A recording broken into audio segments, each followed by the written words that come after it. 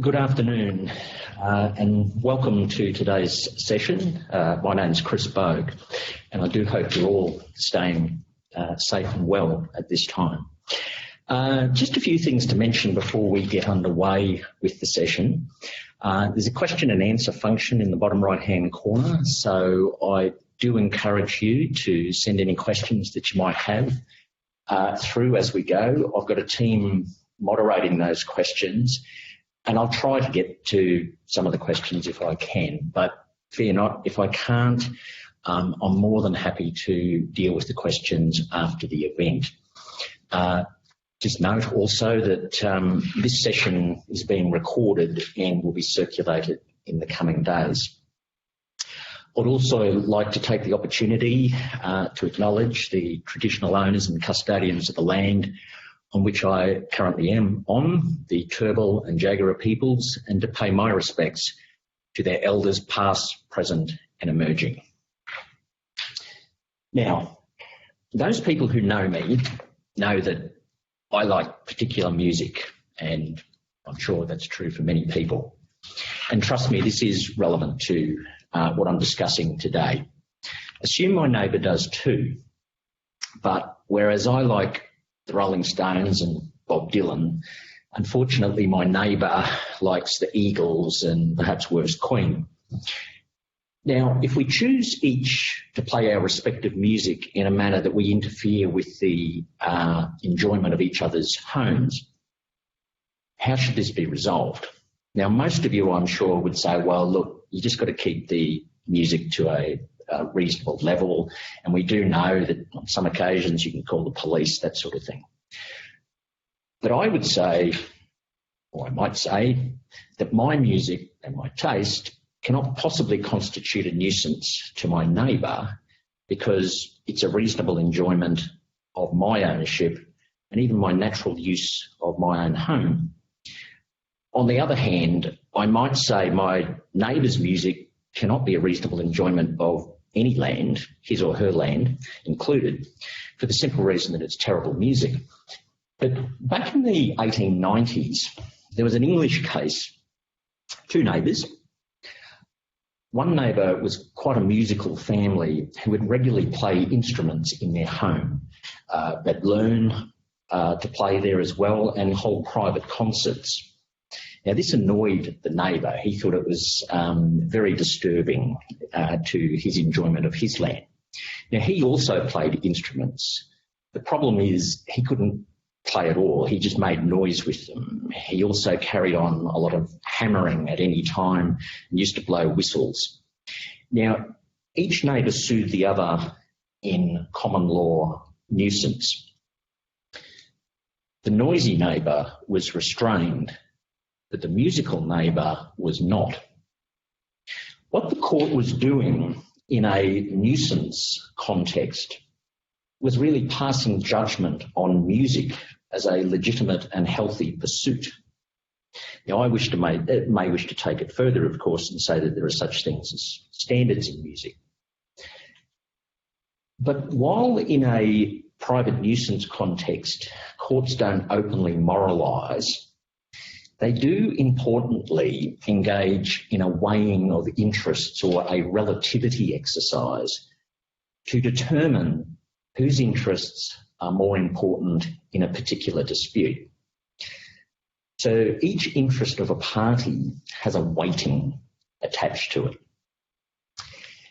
Now, this brings us to the heart of the private nuisance action as between two neighbours of land, and in particular, the implications for today's session for public entities that arise or may arise from the case of State of Queensland against Baker Superannuation Fund, a 2018 Queensland Court of Appeal decision. It was actually State of Queensland and Horizon against Baker. Now, it was a 2-1 decision. The state was found liable in nuisance to Baker and Horizon ultimately was not, although in the trial decision, Horizon was found liable. The key considerations for us today will be how private nuisance as a common law action relevantly operates in the Baker context, or what we'll be calling the Baker state of affairs, because that's the terminology used in the cases. Whether the exercise of a statutory power can avoid liability for nuisance for a public or statutory entity, and whether you do really need to react as a result of Baker's case. Now, I don't propose to jump straight into the facts of Baker. I'll look at it the other way around and discuss some principles generally in relation to private nuisance first, and some special principles that arise in relation to the state of affairs in Baker's case.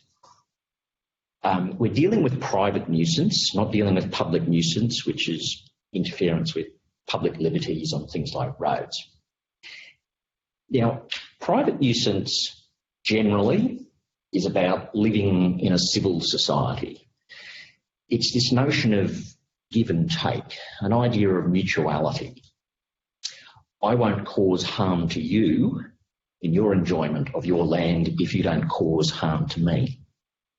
Now, of course, there's a tipping point, and the law recognises this, to create what is unlawful interference with the enjoyment of neighbours' land. The tipping point is the point at which we've got to being undue or unreasonable interference. And it looks at, as I've already alluded to, this state of affairs created, continued, or adopted by a person. The continued nuisance is quite relevant for the Baker context. It's not like negligence, which is about personal negligent conduct of someone where you've established, of course, a duty of care.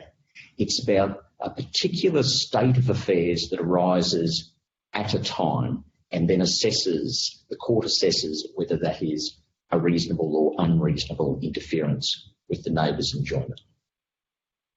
Now, under this general umbrella, there are three kinds of private nuisance. It's the first class that's particularly relevant for us today in the context of Baker. And this is where you cause physical damage to your neighbour's land or improvements or something like crops. And it arises from various things, but a common one is the discharge of water that might cause erosion and therefore damage to the neighbour's land. Or it might be an escaping hazard that started in your land and spread to your neighbour's land. The encroachments short of trespass is another kind. We're not concerned with that. The other class, and it's a very common class, is the third one, which is the unreasonable interference with the neighbour's enjoyment of his or her land, having regard to ordinary usages of humankind. And these are the noise cases or the noxious fumes type cases. There's two key points, though, about actionable private nuisance. So whether you're actually going to be able to sue someone. And this is quite important in Baker's case. There needs to be fault. Liability doesn't arise until there is an element of fault. So generally that's going to be, there needs to be foreseeability of damage that is the basis of the nuisance action. And that links into the second point, is that generally the plaintiff is going to have to prove damage. You can't sue someone in private nuisance generally if there's no damage.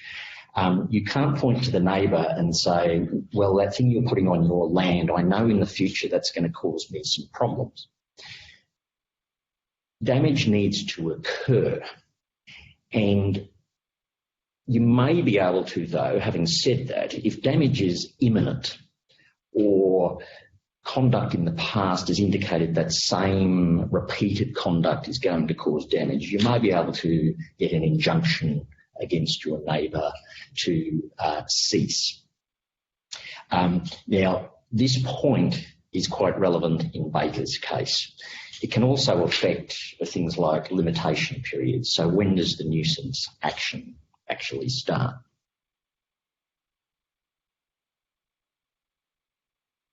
I do want to, though, emphasise this very important point about reasonableness in the private nuisance action, because this sits at the heart of Baker's case, and it's a point of distinction between the majority and the minority in that case.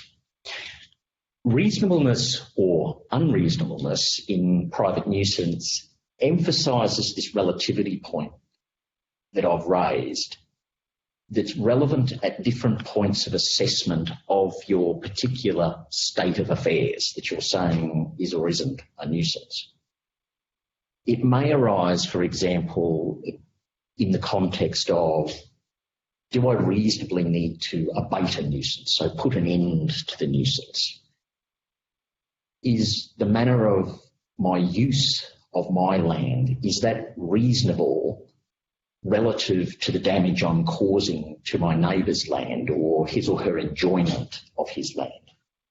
If I'm relying on a statutory power to cause damage to a person's land, have I had reasonable regard to that person's interests? So reasonableness, and you'd appreciate this quite easily, it looms large in this area. The end result, though, is this weighing of respective interests of neighbours as relatively important or not important according to the facts. It's a legal reasonableness. We're not generally in nuisance actions applying this generally objective idea. It's legal reasonableness. And Baker's case, as you may appreciate when we get to the facts, is just another example of how the common law of nuisance coalesces around an applied reasonableness concept as mediating our state of affairs that we identify in an action. What it does, and this is quite important because the High Court has pointed this out, and this point was alluded to in the floods case, about the 2011 floods, the Rodriguez case, is the idea of having lawful but unreasonable conduct. I can carry on a use on my land that's quite lawful. It might be permitted under a planning scheme, for example, but it might be an actionable nuisance because in the circumstances or according to the state of affairs, the conduct is legally unreasonable. The United Kingdom Supreme Court has raised this point in recent years and suggested that the common law nuisance action has some problems because it's a bit limiting in the way it applies. But that aside, the common law, as I suggested earlier, it's not moralising broadly about neighbourly relationships. It might have an indirect effect on that level, but it doesn't when it's dealing with a particular action. It's not really moralising. Another point about this applied reasonableness concept is that it can tend to absorb special principles that might apply in particular factual scenarios, because such principles can be outdated, they can be somewhat limiting, or they're too difficult to apply as abstract ideas. And this is relevant for Baker's case, and we'll come to these special principles shortly. But what nuisance is doing here is not dissimilar to what most people would be familiar with in negligence, how over the last 40 years or so, the law has got rid of special forms of negligence and tried to embrace it more under general principles that might have novel applications as you go. And so it's a not dissimilar idea in an applied reasonableness concept for nuisance. However, this does mean that cases that you see from time to time, and you may include Baker here, they're not necessarily having this significant precedent value because they're highly fact specific. what occurs in them is that here are your state of affairs that are unlikely to be repeated anywhere else, and the court in the end tells you whether that is reasonable or unreasonable, and the parties just go away. So I'm sort of perhaps heading you off the path here. If you ask me a question, say, what about in this case and what about that case? I'd probably say to you, well, I need to know every single fact and all the circumstances surrounding before I could confidently answer that. A result of this also, though, is that increasingly it's up to statute to regulate neighbour behaviour and to continue to excuse statutory authorities and perhaps others from nuisance liability on the basis Parliament is the true mediator of relationships between people.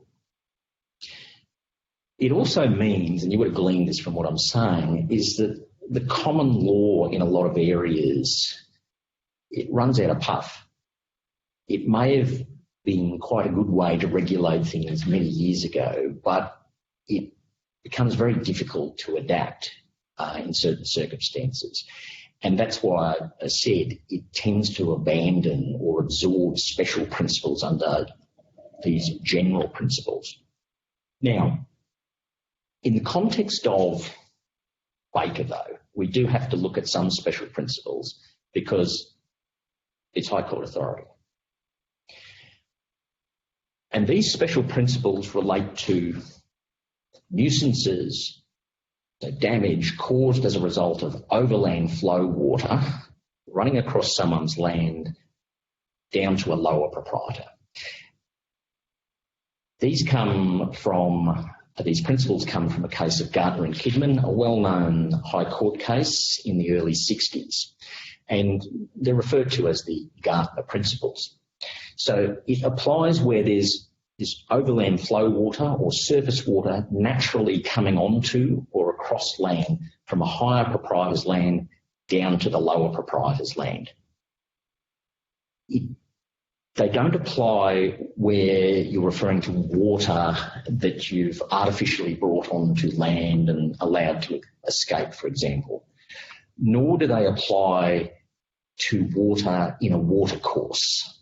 We're talking about water that is overland flow or surface water. So it may come from a neighbour that's even higher than the relevant higher proprietor. It may just naturally fall from rain. Now, how these principles work generally is in a nuisance context. So if a lower proprietor is saying, you've damaged my land through water coming off your land, well, the higher proprietor is not liable in nuisance where the surface water flows naturally from his or her land onto lower land. And most people would think, well, that's a sensible position for the law to take. You can be liable, however, as the higher proprietor where you concentrate otherwise naturally flowing water and the concentration is not a natural use of your land. The converse then is, well, you can concentrate water and that's fine, providing it's a result of a natural use of your land. Now, this becomes quite important in Baker. Also, you're not liable as the higher proprietor where there's a more concentrated flow from your land and it's the result of work done outside your land by someone else, say a proprietor that's hired to you or roadworks by a road authority. This point also is relevant in Baker.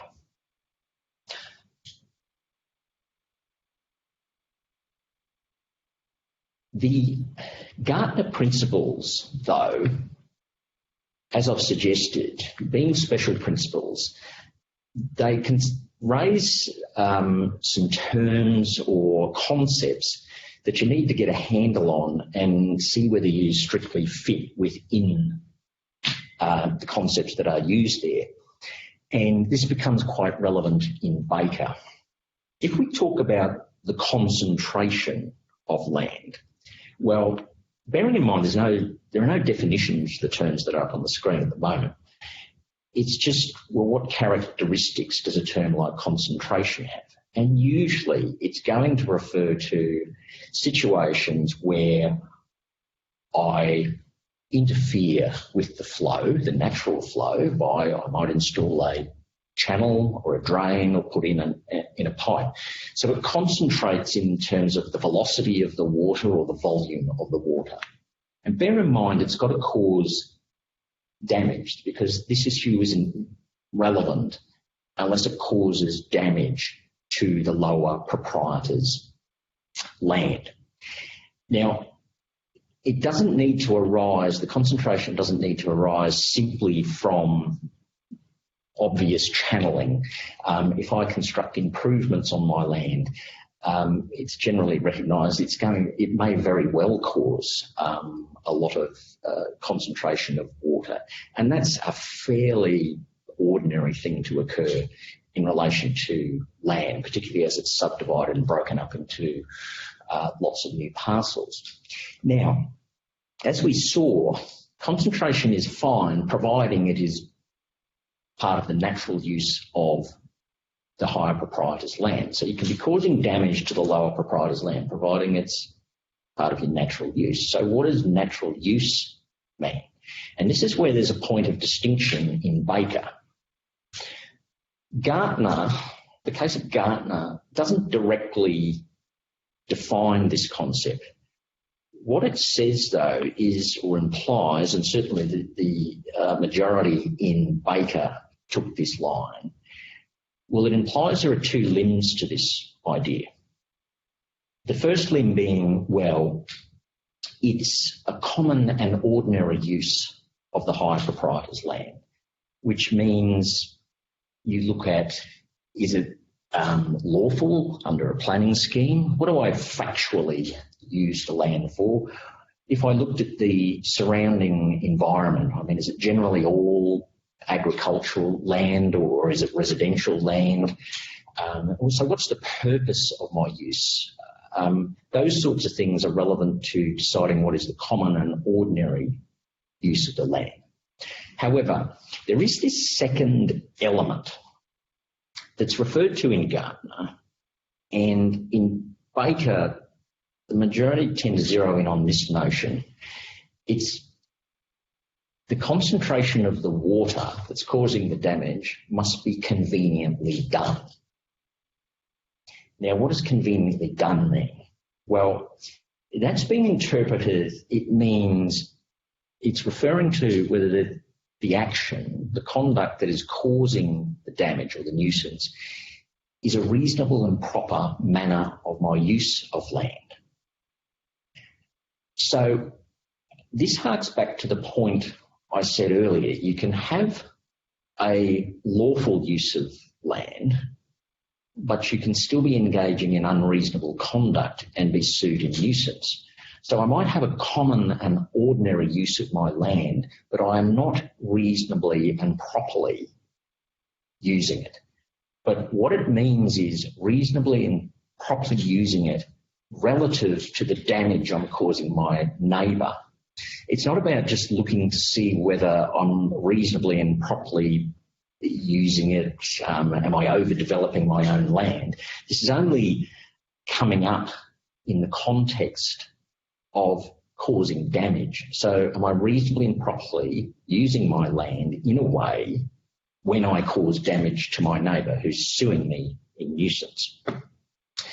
So it's why I stress that the reasonableness concept in this area, it's an applied reasonableness concept. It's not just a background principle that nuisance is all about keeping peace amongst neighbours. You actually have to apply this principle when we've got this sort of state of affairs that might arise in Baker. What, though, when we talk about this natural use of land, is the relevant time for looking at whether there is a natural use? Now, this becomes also quite relevant in Baker because in nuisance at law, there's a difference between causing a nuisance and continuing or adopting a nuisance. I've already alluded to that. The continuing nuisance is the relevant point in Baker. I can cause a nuisance by installing an improvement, and I send water straight into the neighbour's yard and flood his lounge room. Now, I might be causing a nuisance there and then, but I may have also installed something or improved my land in a way that it doesn't cause a nuisance at all, but it may down the track, or a previous owner may have installed it. Now, the important point is I'm not immediately liable in nuisance if it's one of these continuing nuisances. The liability arises because once the damage comes to my notice, or I ought reasonably know that it's causing the damage, I have an opportunity to abate the nuisance, so put an end to it. So it's said then I continue the nuisance because I had an opportunity, if that were reasonable, to do something about it. So that is actually a different or a new sort of tort. So it's quite relevant in a case like Baker because the offending improvements we'll come to shortly were installed a long time ago. It's what you're doing now in the moment when the damage arises, because as I've said, nuisance, there's no actionable nuisance until the damage actually arises. And at that point, when it comes to your knowledge, your liability is because you can foresee if it continues, there will be this continuing nuisance. Now, let's have a look at the facts of Baker.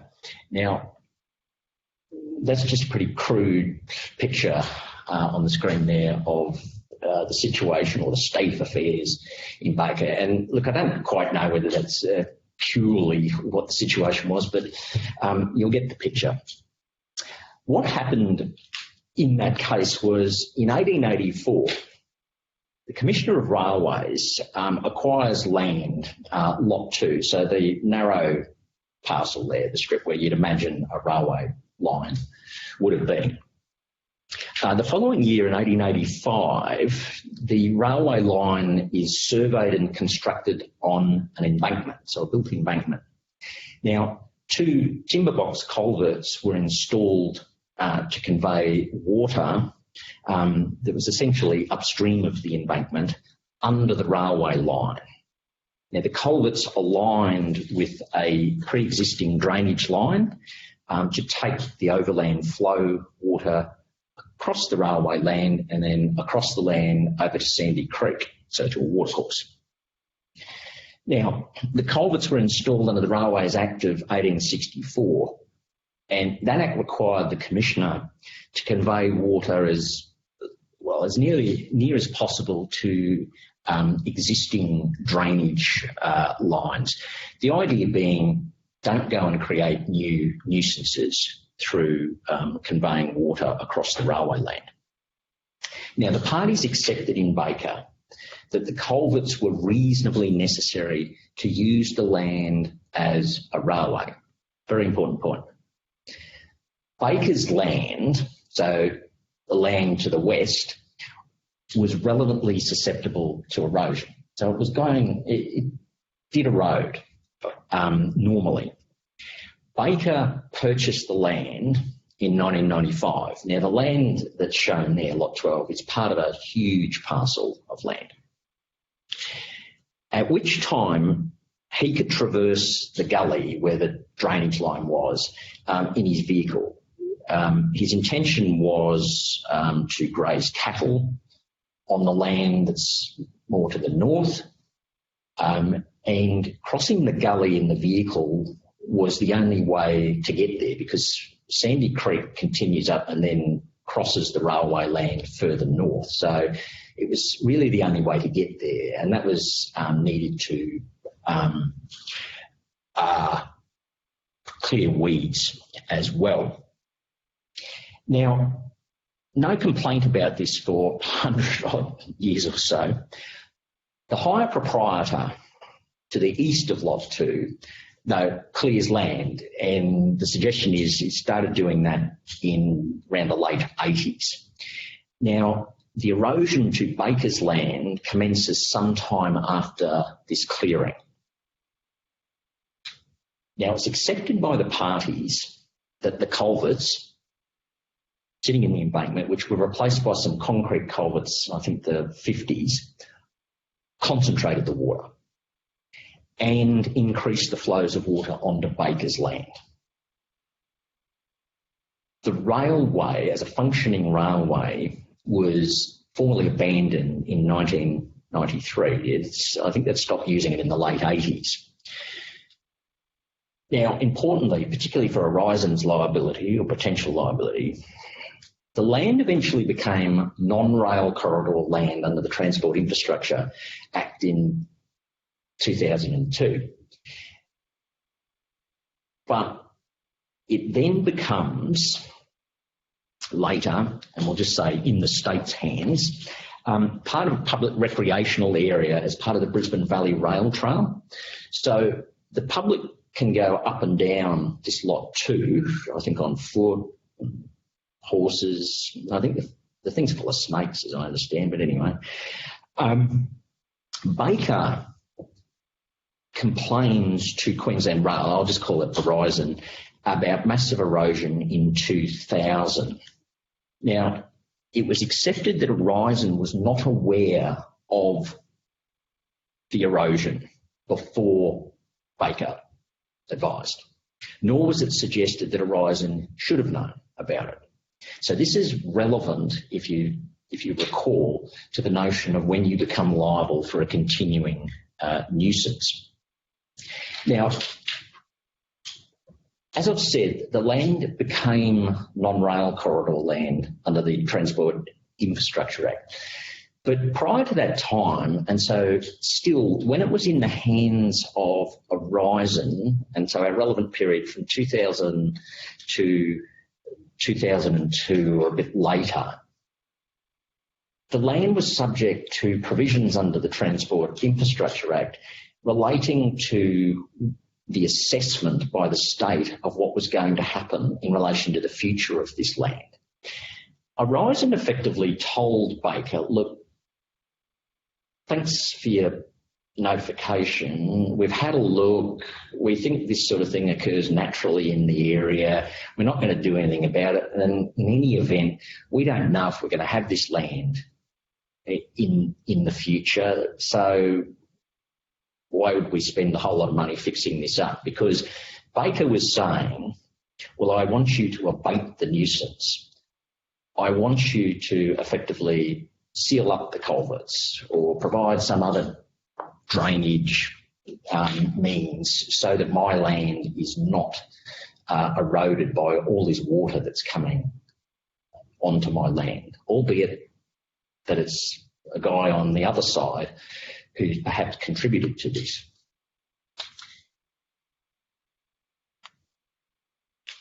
What happens? Well, as I said, state ultimately is liable in nuisance. Horizon is not.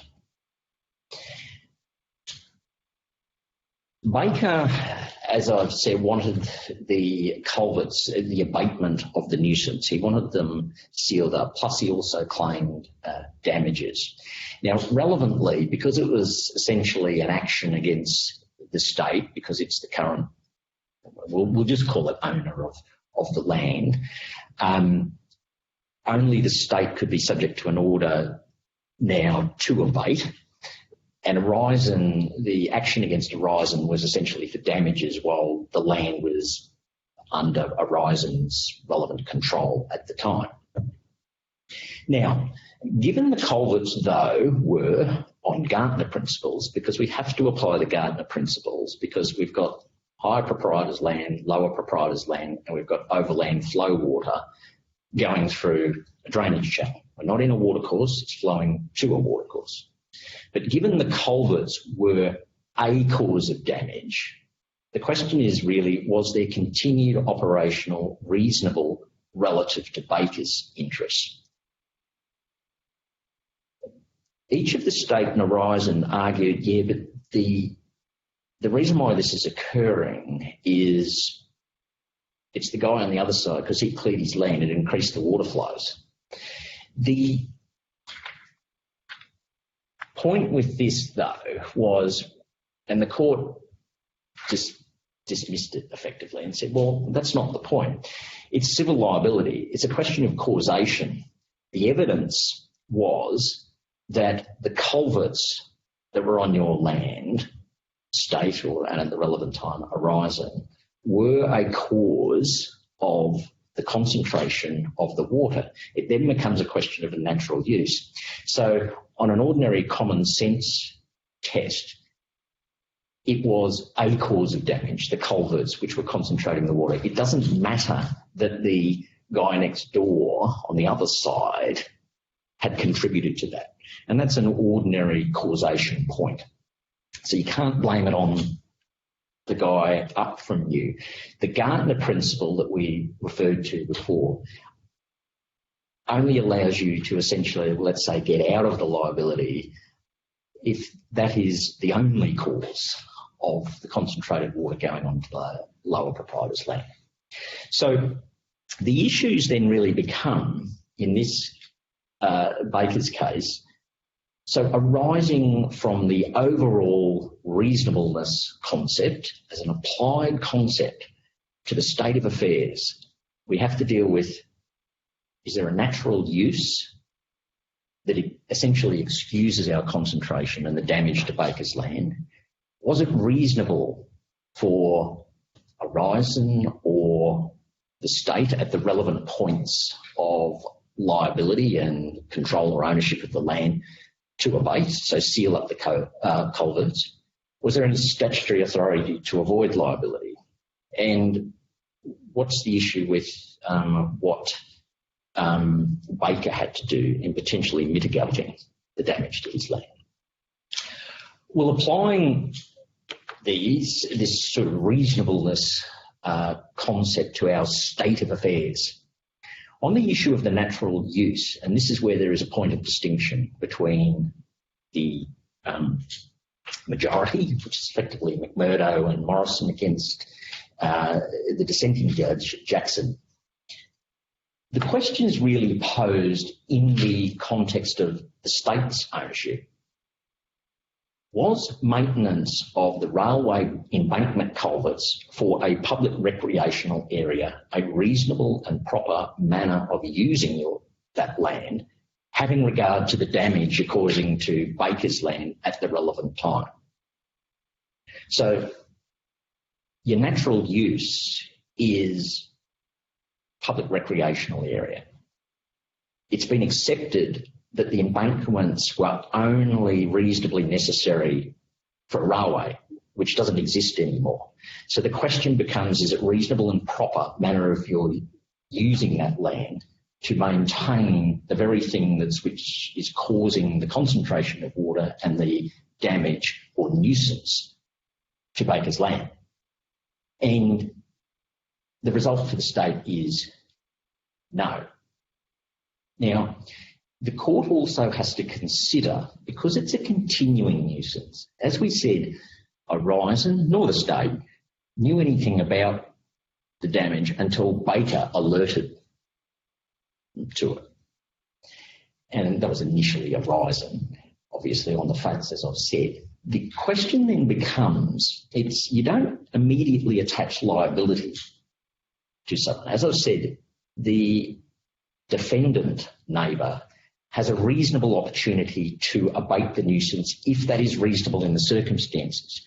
Now, you might raise, and you quite easily can raise, the cost is too much. The damage to the neighbour's land is not particularly material. It's there, but the neighbour's land, it's pretty useless land and can't really be used. But it's a relativity exercise. It's who is outweighing the other.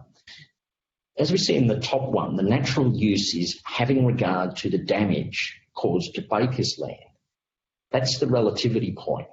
Is it reasonable and proper in the way I'm using it, having regard to that damage? And part of the same consideration, is it reasonable for me to abate the nuisance, having regard to the damage that I'm causing to the neighbour's land? And what the court said was, now the majority, if you want to look at it that way, is they said, well, it wasn't reasonable for Horizon to abate because at the relevant time, when the cause of action arose in the early 2000s, and while it was still on the scene, it did not know what was going to happen with that land. If it was to be there for maybe an inordinate amount of time, perhaps so, because it wasn't operating a railway. If it had been operating a railway, then obviously there's a whole lot better chance that you can say, well, it's a reasonable and proper manner of my use, and that, if you like, outweighs the damage that I'm causing to the neighbour's land, Baker's land, because that's part of the natural use when I concentrate the water. However, the court says it's reasonable for the state to abate the nuisance because it's only a public recreational area. You don't need these culverts. The culverts were there for the railway line and the embankment. Now, the state raised the issue of, well, it's the only reason why we're not getting rid of it is the cost. And as I said, you can bring that up in an abatement point, but it still is a relativity notion. Is what outweighs is the cost to you, is that more important than what is occurring on the neighbour's land in terms of the damage? So you can see how this is all a relativity argument. Now, we'll call it the dissenter in Baker, who would have said neither the state nor Horizon is liable, said, no, you're concentrating the water, you're causing damage for sure, but it's all part of your natural use of the land, whether that was in the hands of Horizon or the state. And that's because Jackson's view was on these principles of Gartner, you don't overlay it with this reasonableness idea. That's for the High Court to say that. He said it was a natural use of the land because it's common and ordinary that people leave assets on their land that historically were there. And he also said, given what the neighbour on the other side is doing, it's quite natural. So he said on Gartner principles, that basis, the state would not have been liable. Now, the majority also dealt with the notion of the statutory excuse, whether there was any basis on which either the state or academically Horizon could excuse itself from nuisance liability. And it said no. The only thing that came close was that you might get out of it under a particular provision on the Transport Infrastructure Act, but that assumed you had to be operating a railway. As we've said here, there was no operational railway. So that changed the whole state of affairs. Another point was essentially, what did Baker have to do, or what was he reasonably expected to do in terms of mitigating damage?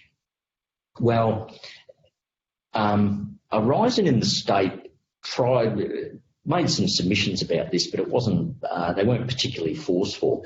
The court effectively said, well, in a continuing nuisance case such as this, it's pretty hard to say that Baker could do something. He couldn't do much because it was just going to keep going until the culverts were sealed up. So in the end, it's the state that was liable. It was $75,000 in damages. Baker had originally sought a whole lot more, plus an order to seal up the culverts, and which would involve a fair bit of money because you have to redesign drainage in the area. A point that does come out of Baker's case as well, and but it's broader than Baker. And it's this point about, well, if a statutory authority or a person who just simply can exercise a statutory power or duty incurs nuisance liability when exercising a power or duty. Now, often this is just going to be a statutory construction point, but there are common law rules that do apply in relation to this, and they've been affirmed by the High Court, relying on some English authority. You often see, well, it's not uncommon at least, to see provisions in statute that exclude a person or an entity from civil liability in particular situations for acts or omissions done by the entity or person. They may not specifically refer to nuisance liability, so civil liability, but usually these are qualified on the basis that the person claiming the exemption is acting reasonably or without negligence or honestly or perhaps in good faith. Now, these take a slight lead from what the position is under the common law anyway. Even if a statute doesn't expressly deal with an issue of exclusion of civil liability, it may still be exempt from nuisance liability if it's actively exercising a statutory power or duty, but it's got to do so without negligence. Now, this is not negligence in the sense of the generally understood negligence. You have to establish a duty of care. This is a special case of where the courts say, well, you've got to have reasonable regard for the neighbour's interests, or you've got to have reasonable care for the neighbour's interests or the person whose land you're going to damage. So again, you don't have to establish a duty of care, but the cases use language that's similar to ordinary negligence language. The idea being that if you have acted with reasonable regard in the required sense, then the nuisance in terms of the damage is a statutory necessity, or it is an inevitable consequence of the exercise of your power or the undertaking of the statutory duty. In the statutory duty cases, the issue will be whether, because you've just got to undertake whatever action it is, the relevant point in a nuisance action will be whether the required activity was actually carried out with reasonable care, so the reasonable regard. You get closer scrutiny in the statutory power cases because the issue is whether the causing the nuisance needed to be carried out, because you didn't have to exercise the power, but you're going to. So what will happen then is more questions may be raised about the decision making that was undertaken in relation to deciding, well, okay, we're going to exercise this power, and by the way, we're going to flood your land or wipe out your land room. The reasonableness of how and why you're undertaking the activity, therefore, will, as I suggested, be scrutinised. Now, there was a case in New South Wales a few years ago where a manager of certain water assets in a council, on being warned and told what you're doing is going to floods on someone's land, his response essentially was, well, we'll stop doing it if a court tells us to.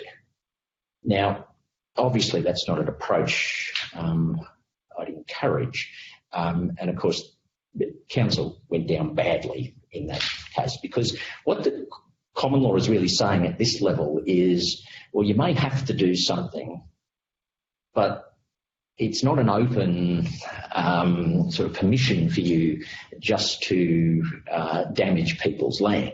The damage has got to be inevitable or necessary in the sense that I've said. If you don't have a statutory out, or perhaps if you are actually subject to an exemption that you say got to act reasonably, it may lead to, particularly in the continuing nuisance cases, you didn't know about something causing a nuisance, and years down the track it comes along and you're required, someone notifies you of the damage and you've got to decide what to do. Well, you may need to abate if that's reasonable to do so. Now, at this point, you can introduce cost elements. They may be relevant, and that may tell you that it's not reasonable. I should point out at this point, in a nuisance action, the Section 35 of the Civil Liability Act is not going to help you, because that deals with a duty of care in the ordinary instance of negligence. We're not dealing with ordinary negligence here, but there's similar principles at play in this reasonableness. You can take into account that, well, yeah, the cost, or we'd have to completely redesign works, so I'm sorry, you necessarily have to put up with the damage we're causing, neighbour. From the Baker situation, which is the neighbouring land state of affairs, the general statutory powers nuisance liability doesn't just arise where a statutory entity is a neighbouring or a neighbour to someone. It might apply, as I've suggested, where you're carrying out things like roadworks, that sort of thing. But in the neighbouring land state of affairs, Baker suggests perhaps that it may not be a reasonable and proper manner of use such that there will be a heightened risk for abandoned assets on land causing damage. Now, I don't want to suggest that there's, therefore, that there's this type of abandoned assets nuisance as our special class.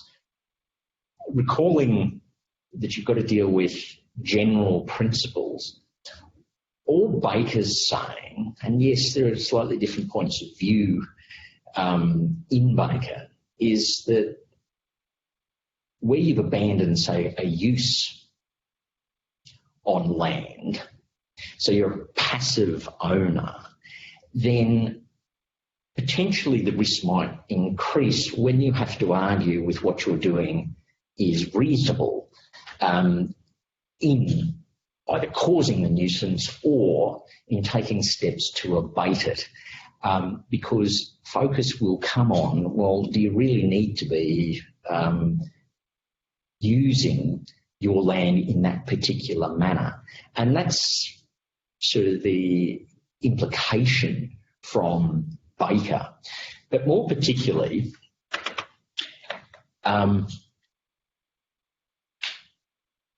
where you've got a Baker state of affairs for landowning statutory authorities,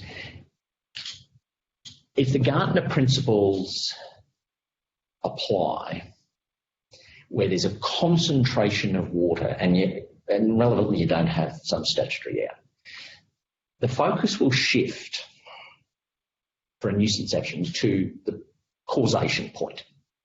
Ordinary civil liability. If you are the cause, well then you're going to be on the hook. If that's satisfied, the question does arise at this natural use point, and particularly the reasonable and proper manner of use. Baker's case, I think, is an instance of convenience of facts, our state of affairs fitting the law. It's simply harder to defend against such a state of affairs. But it's not this, we're in great trouble because of a case like Baker. You've got to remember, a lot of these things never make it near a court. Most instances of possible liability in nuisance will arise where you're notified by the neighbour of damage, or there's some imminent damage that's going to occur. The considerations that will come into play then will include, well, this point about we've got passive ownership or active ownership. If I've got active ownership, well then the relativity point is probably going to tip more in your favour because you're using it for a common and ordinary use, and it's likely to be reasonable and proper. So even if it's causing damage, you may still not be, there may not be an actionable nuisance. The question will arise though, are you exercising a statutory power or is it actually a duty? And then so questions may be asked about, did you have reasonable regard? Is there and as a part of this, or is there a general statutory exclusion from civil liability, in which case are you acting reasonably? And then do you really need to abate? So you can see in all of this, all these considerations, there will be this applied reasonableness concept. It's not going to be good enough just to say nuisance, it's all about just behaving reasonably to your neighbours. You've actually got to apply the concept in a legal reasonableness sense in your relativity manner, weighing up the respective interests. You've got to look at things like, what is the damage to the neighbour's land? And does it, as I've suggested, it might be more significant where you're flooding someone's lounge room than where you're sending water across some unusable land that just can't be developed. There is, though, in nuisance, there's a very important point, and the Supreme Court said this in Queensland last year in a different context. There's no duty for you to search for nuisances as a landowner. If you're not simply creating a nuisance, you don't have to go searching for nuisances where you might be liable in the continuing sense or where you've adopted it. Therefore, generally, and Baker is certainly not a reason to undertake extensive audit of assets or land for looking for nuisances. I know engineers would love to do that for you, but I wouldn't necessarily recommend it, because the state of affairs that's relevant to an actionable nuisance generally won't be apparent. Because, as we've said, going back to our two key points, that you do need fault. And the fault may arise because you haven't abated or something like that. But if you don't know about it, or you don't need to reasonably know about it, then there's no liability on you to abate. You wait for the neighbour potentially to tell you. And there may not be any damage at that point. Yet there might be some obvious cases where, it's going to cause damage to any sort of neighbouring land. But remember, the state of affairs, as I've suggested, can be a fluid idea. So whatever the neighbour's using it for could change over time, and the land could be subdivided, get into new owners' hands. You might change what you're doing. So an audit doesn't really have an end game, or it becomes pretty useless after a while. So no, I wouldn't suggest undertaking an asset, certainly on that level, to look for nuisances, because the court's confirmed there's no obligation on you to find your own nuisances. Look, that's all I've got to say today. We've really run out of time. There's a couple of questions here. I might defer and answer them post-event. But look, I appreciate your tuning in today. I've enjoyed presenting it to you, and I hope you've got something out of it. But if you wish to discuss it with me or talk to me after in the coming days or weeks, I'm more than happy to talk to you. So thank you very much and have a good day.